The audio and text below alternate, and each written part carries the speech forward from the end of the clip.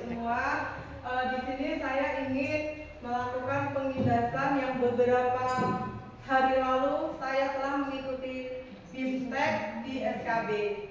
Di sini bukan maksud saya untuk menggurui Bapak Ibu ya. Di sini sama-sama kita belajar.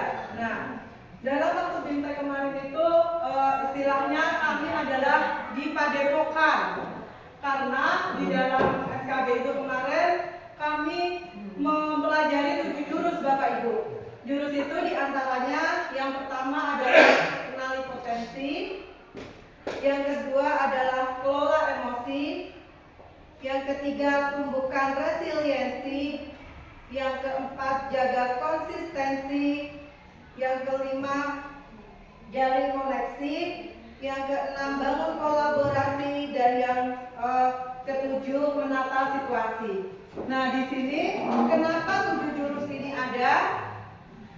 Yang pertama latar belakangnya adalah 7 jurus BK hebat adalah inisiatif dari Kementerian ya Bapak Ibu ya, Pendidikan Dasar dan Menengah yang bertujuan untuk memperkuat peran guru, bukan hanya guru bimbingan dan konseling, melainkan semua guru dalam arti termasuk guru mata pelajaran dalam mendampingi dan membimbing murid secara holistik. Dasarnya di sini adalah program ini muncul dari kesadaran bahwa tantangan yang dihadapi murid saat ini sangatlah kompleks, mulai dari tekanan akademik, masalah sosial hingga kesadaran mental. Sementara itu, jumlah guru BK yang seringkali tidak sebanding dengan kebutuhan murid atau jumlah murid.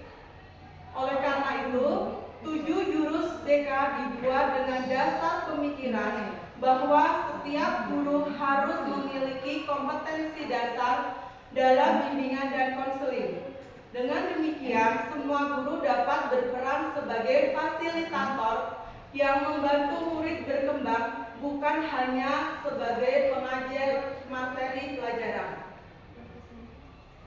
Di sini tujuannya yang pertama, mewujudkan lingkungan belajar yang aman, nyaman, dan menggembirakan. Ini adalah visi utama.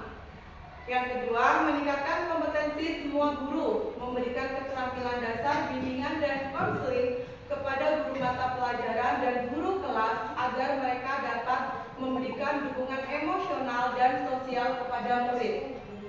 Yang ketiga, mengembangkan murid secara holistik, membantu murid tidak hanya unggul secara akademik, tetapi juga sehat secara emosional, kuat secara sosial, dan mampu menghadapi tantangan hidup.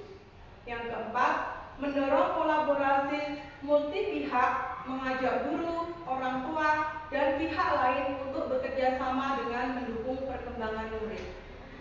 Nah, dari 7 jurus itu Bapak Ibu, di sini yang pertama adalah kenali potensi. Di sini bahwa kita yakin murid kita pasti memiliki potensi. Apakah kita butuh mengenali potensi peserta didik kita Bapak Ibu? Butuh. Karena dengan apa? Dengan kita mengenali potensi, kita bisa mengarahkan murid kita itu dengan baik. Di sini salah satunya mengenali potensi itu ada beberapa cara ya Bapak Ibu ya. Dan ini tidak harus guru BK yang melakukan. Bisa dengan wali kelas bekerja sama dengan guru BK. Salah satunya cara kita mengenali potensi siswa itu dengan menggunakan asesmen Bapak Ibu. Nah, kemarin kita sudah mempraktekkan dengan waktu kami pelatihan dan di dalam kelas saya sudah mempraktekkan bahwa mengenali potensi salah satunya dengan asesmen belajar Aku Pintar. Jadi dalam Google itu nanti ada Aku Pintar, di situ ada gaya belajar. Kita bisa menggunakan aplikasi itu. Nanti dalam aplikasi itu akan muncul. Karena setiap siswa ini kita tahu ya, memiliki gaya belajar yang berbeda. Gaya belajar itu ada berapa Bapak Ibu? Ada 3. Di antaranya adalah visual penglihatan, auditory mendengar, dan kinestetik bergerak. Nah, jadi ketika kita di kelas kadang kan ada anak ya yang diem aja kan, seolah-olah dia tidak mendengar, padahal dia sedang mungkin memainkan tema. Itu adalah mungkin salah satu cara dia belajar. Tapi ketika kita menggunakan media, misalnya untuk melihat seperti ini PowerPoint. Ketika anak itu memiliki gaya belajar visual, dia akan mudah menyerap apa yang kita sampaikan ketika dia dengan cara melihat. Begitupun dengan mendengar. Nah, itulah salah satunya Bapak Ibu, kita perlu mengetahui potensi murid kita agar apa? Dalam menjalankan layanan kita tepat sasaran. Ya Bapak Ibu ya. Salah satunya menggunakan media. Yang kedua adalah jurus yang kedua, yaitu kelola emosi. Nah, kelola emosi ini kita sebagai guru biasanya harus bisa mengelola, dalam arti misalnya seperti ini Bapak Ibu. Ketika ada murid marah, namanya kadang kita ada murid yang melawan kita atau gimana ya Pak ya, ada murid yang datang terlambat kita marah-marah. Nah, atau murid itu sedang berantem dengan teman. Di saat itu emosinya muncul. Perannya kita di sini, kita bisa mengelola emosi kita. Kita nggak langsung ikut marah. Karena di sini guru juga dituntut bisa mengelola emosi. Tidak terus-terusan langsung menghakimi siswa kita. Nah, ketika murid lebih marah, kita bisa diam sejenak, kita mendengarkan apa yang penyebab dia marah. Habis itu kita menetralkan emosi murid tersebut. Karena emosi itu ternyata dalam otak kita ini dibagi menjadi 3 bagian Bapak Ibu. Yang pertama adalah neokortex, di mana dalam otak neokortex ini otak yang paling stabil. Dia adalah yang paling stabil, dia santai, dia nggak gampang marah, adalah bagian neokortex. Yang kedua adalah limbik. Limbik ini diibaratkan sebagai bunglon. Tahu kan Bapak Ibu bunglon?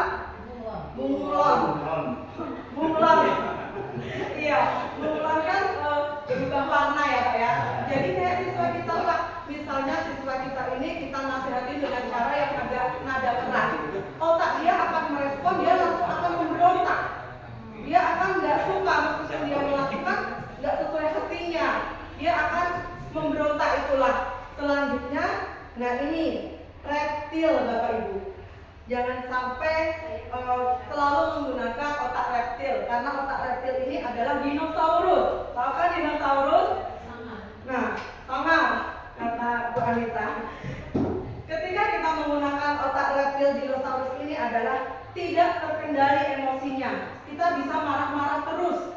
Itu adalah kita sedang pada otak dinosaurus atau otak reptil. Jadi di sini kita sebagai guru harus bisa mengelola emosi, bukan hanya untuk murid tetapi untuk diri kita sendiri. Pentingnya mengelola emosi itu di kemudian hari. Nah Bapak Ibu, saya ada cerita sedikit ya. Maaf ya Pak ya.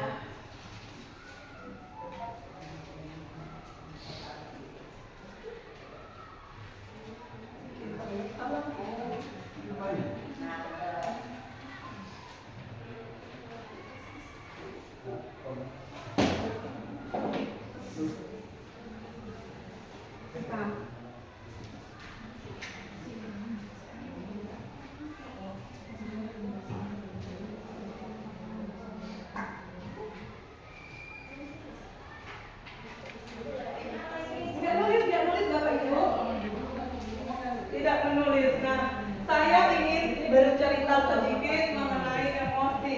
Kita ibaratkan kertas ini adalah perasaan kita ya Bapak Ibu. Saya bercerita. Ketika Bapak Ibu kesal, Bapak boleh meremas kertas ini. Ya, boleh kalau kesal kita remas. Nah, ceritanya Bapak Ibu, saya bercerita seolah-olah kita membayangkan diri kita ya. Pada pagi kita mau ke sekolah, kita sudah semangat Bapak Ibu. Jadi nanti ketika Bapak Ibu tidak suka boleh meremas kertasnya ya, perasaan tidak suka ya dengan apa yang saya ceritakan. Kita sudah semangat Bapak Ibu berangkat ke sekolah, sudah motor kita sudah siap, alat peraga kita sudah siap, semuanya sudah siap. Nah, sampai di jalan motor kita ini mogok motor kita, gimana perasaannya? Nah, masih santai atau gimana? Motor kita ini mogok di tengah jalan, suasana panas, kita mendorong motor ya, kita jauh dari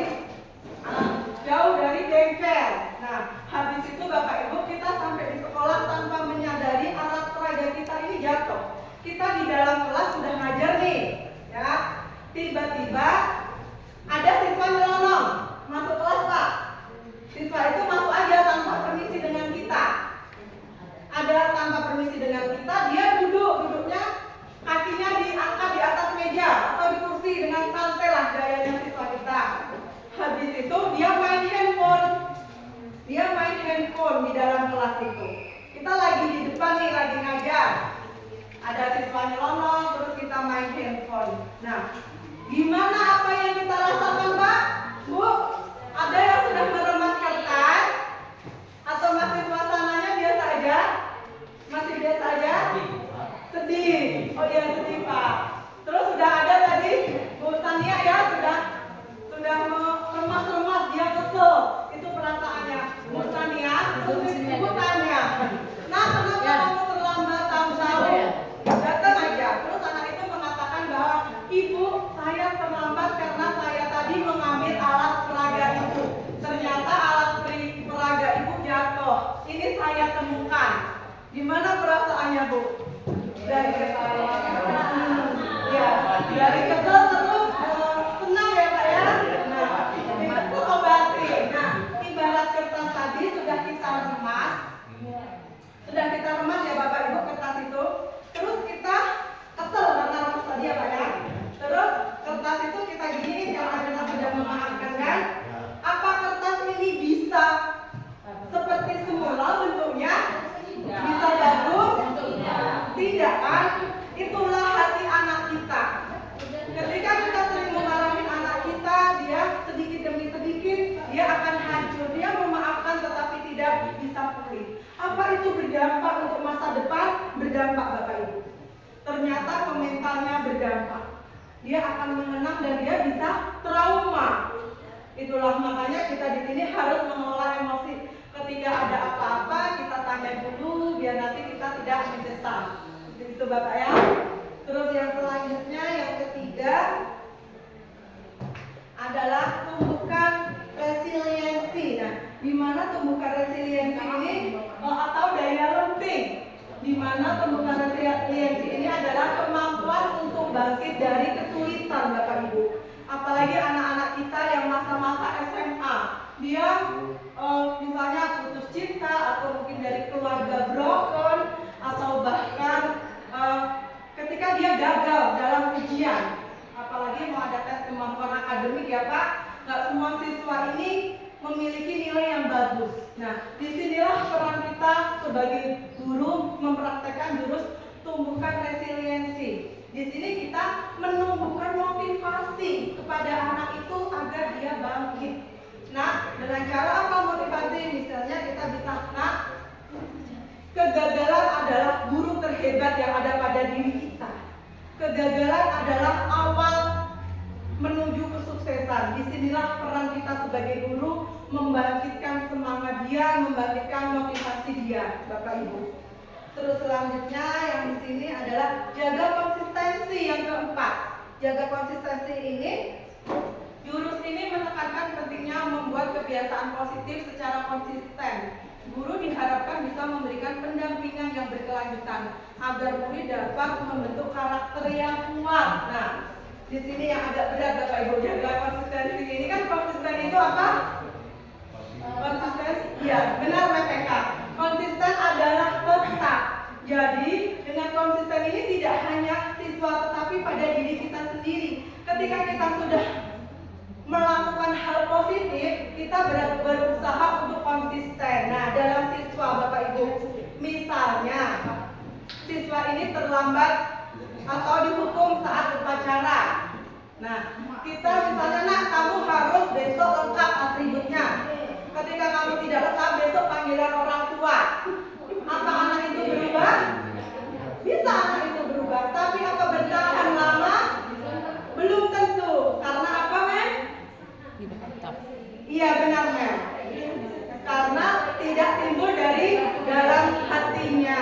Itulah pentingnya kita ketika ngobrol dengan anak, kita pelan-pelan agar apa yang kita bicarakan dengan anak ini tumbuh dalam hatinya. Sehingga ketika dia sudah melakukan hal-hal positif, Bapak Ibu, dia tidak kembali lagi ke hal-hal yang negatif.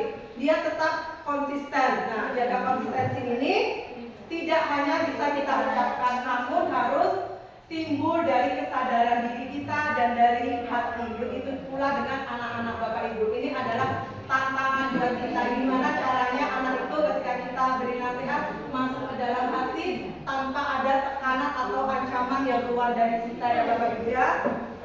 Selanjutnya jurus yang kelima adalah jalin koneksi. Di sini jalin koneksi, guru didorong untuk membangun komunikasi yang empati dengan murid, hubungan yang kuat dan penuh rasa percaya akan membuat murid merasa aman dalam berbagi cerita. Nah, dalam jalin koneksi ini kita harus menjadi pendengar yang baik. Misalnya contoh ya, misalnya ya Pak ya, contoh sedikit Bapak Ibu ya. Misalnya ada siswa, misalnya si A dan si B ini dua-duanya saling ngobrol, tidak ada yang menanggapi. Kira-kira komunikasinya berjalan bagus tidak? Nah, terus kalau yang satu dia ngobrol, yang satu ini menanggapi, tapi misalnya sambil ngobrol dengan yang lain atau main HP, kira-kira gimana murid ini? Merasa diterima tidak? Kurang. Tapi kalau murid kita datang menemui kita, ketika dia curhat kita mendengarkan, gimana perasaan murid itu Bapak Ibu? Senang ya, bahagia karena merasa dihargai. Di sini dalam menjalin koneksi ini kita harus hadir penuh, ya. Ketika ada murid kita datang, ya kita dengarkan itu D-nya apa? Dedikasikan tubuh dan jiwa kita penuh. Jadi ketika kita masih ada kegiatan, tinggalkan sebentar, kita benar-benar menyambut murid itu yang datang. Yang kedua, ekspresikan, perhatikan. Jadi dia bercerita, dia semangat bercerita, kita memberi tanggapan. Iya ya, nah ya, ekspresi, kita senyum. Nah, selanjutnya netralkan posisi. Ketika dia sedang menggebu-gebu, saya ini berantem dengan si A, jangan langsung menghakimi, kita netralkan dulu. Yang G-nya, gangguan hilangkan. Misalnya kita masih ada kerjaan tadi, ada yang menelpon, misalnya baru penting, kita tinggalkan terlebih dahulu. Kita fokus terhadap siswa kita dulu. Yang A, amati isi pembicaraan. Jadi ketika murid kita curhat, kita bisa menyimpulkan, oh kita refleksi balik. Yang terakhir adalah respon. Nah, ketika siswa kita bercerita dengan kita adalah respon, karena kita sebagai guru, tujuan kita apa Bapak Ibu? Iya benar Bapak Kepala Sekolah. Kita memberikan pelayanan yang terbaik untuk siswa kita. Jadi salah satunya dengan kita yang menerima kedatangan dia. Ketika siswa itu kita terima, dia merasa senang dengan kita yakin pasti siswa itu ada masalah apapun akan bercerita dengan kita. Itulah pentingnya kita memberi kepercayaan kepada siswa. Selanjutnya yang di sini yang keenam adalah bangun kolaborasi. Jurus ini mengajak guru untuk bekerja sama dengan berbagai pihak seperti orang tua, tenaga kependidikan dan komunitas sekolah. Kolaborasi ini memastikan bahwa dukungan untuk murid diberikan secara baik. Nah, di sini bangun kolaborasi. Contohnya aja kalau di sekolah misalnya kita dalam menangani kasus, ya Bapak Ibu ya. Menangani kasus dalam sekolah itu ada 3. Kasus ringan, sedang dan berat. Nah, dalam kasus ringan ini misalnya siswa terlambat. Nah, siswa terlambat itu nggak mungkin dong langsung ke kepala sekolah ya Bapak ya, langsung ke BK. Nah, ada urutannya, misalnya dia ke guru piket dulu. Selesai guru piket, dia ke wali kelas. Wali kelas dia tidak berubah, bisa telepon orang tuanya dulu. Tetap tidak berubah, bisa ke guru BK.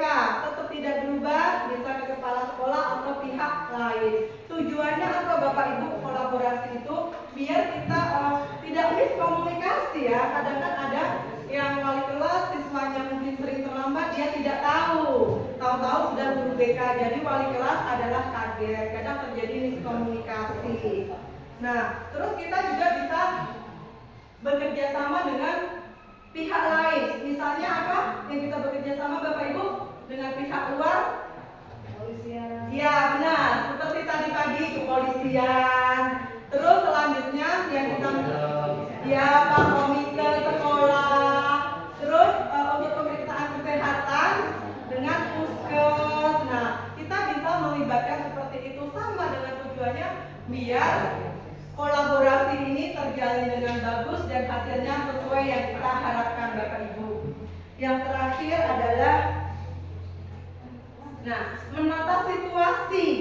Menata situasi ini adalah jurus pamungkas, jurus terakhir Bapak Ibu, yang bertujuan menciptakan lingkungan belajar yang aman, nyaman, dan menggembirakan. Guru berperan aktif dalam menciptakan suasana sekolah yang bebas dari kekerasan dan perundungan, di mana setiap murid merasa dihargai. Nah, di sini adalah menata situasi. Ketika kita di kelas, gimana caranya menata situasi? Ketika kita di kelas, gimana caranya menata situasi? Biar siswa itu merasa nyaman dengan mata pelajaran kita.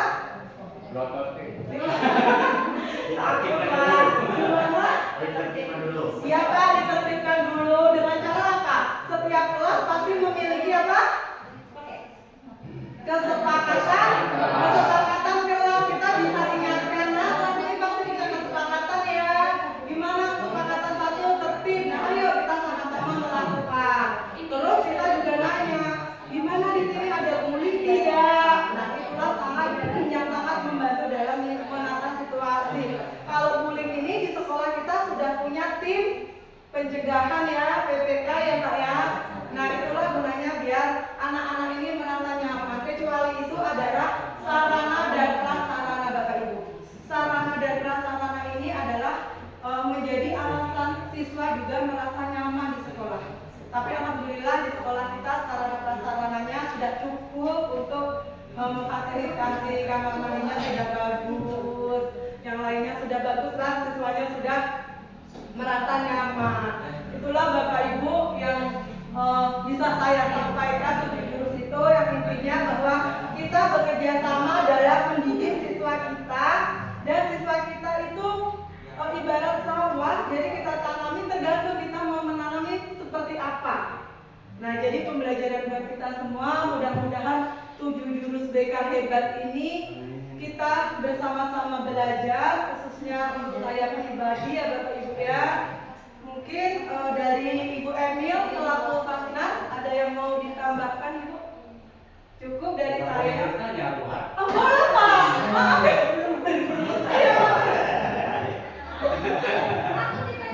Iya Pak. Oh ya Pak, mungkin ada yang bisa yang mau bertanya boleh. Misalnya nanti saya belum bisa, ya Pak. Mau menanggapi sedikit. Iya. Nah, ini tadi jurus BK tadi. Nah, ini kan tidak istilahnya pasrah kepada guru BK-nya sendiri. Artinya kita berkomunikasi pada guru BK. Nah, ini di sini saya ini ya menghindarkan apa tadi, amarah apa tadi? Emosi ya Pak ya. Emosi. Nah, jadi saya ini ya termasuk juga di situ. Dan karena saya ini termasuk mudah emosi. Nah, apalagi karena anak didik sekarang jadi tata keramanya kurang. Nah, jadi apakah salah, apakah benarnya kalau pribadi saya, terutama kalau masih saya udah masuk di meja, sudah masuk di depan, anak itu terlambat, seperti Ibu Har tadi ngomong langsung duduk aja, ketok pintu enggak, permisi enggak, ngomong apa. Nah, kalau saya panggil, sudah itu saya suruh balik lagi ketok pintu, beri salam, baru ngomong. Apakah boleh apa enggak seperti itu? Iya benar Pak. Kalau menurut pendapat saya mungkin nanti bisa ditambahin dari Ibu Emilia Sari ya Pak ya. Mungkin kalau dari pendapat saya itu tidak apa-apa Pak. Kan dengan cara kita kan nggak langsung marah-marah ya Pak ya. Itu kan salah satu kita mengajarkan dia beretika, bertata krama ya Bapak ya. Terus tadi saya mau menanggapi sedikit Bapak. Yang Bapak sampaikan tadi ini bukan khusus untuk guru BK ya Pak ya. Untuk semua guru mata pelajaran. Karena kalau guru BK aja tidak mungkin. Mau satu di sini guru BK-nya 2, mau menangani begitu 300 siswa. Jadi itulah pentingnya kita ada kolaborasi antara guru mapel, guru wali kelas dan pihak terkait tadi Bapak. Ya, insya Allah Bapak benar. Menurut saya nggak apa-apa karena tetap masih mengajarkan etika Bapak. Ya. Bapak Ibu apa ada yang mau ditanyakan lagi? Sudah? Mungkin Ibu Emil bisa memberi tanggapan apa yang disampaikan Pak Mengasir tadi? Gimana? Perlu penambahan dari Aman Emil Pak, Ibu Emil Pak? Atau cukup Pak? Oh cukup, ya pokoknya kalau kita mungkin menasehati dengan cara yang enggak harus marah-marah, tujuannya dengan kebaikan anak, selama itu tidak melukai hati anak, insya Allah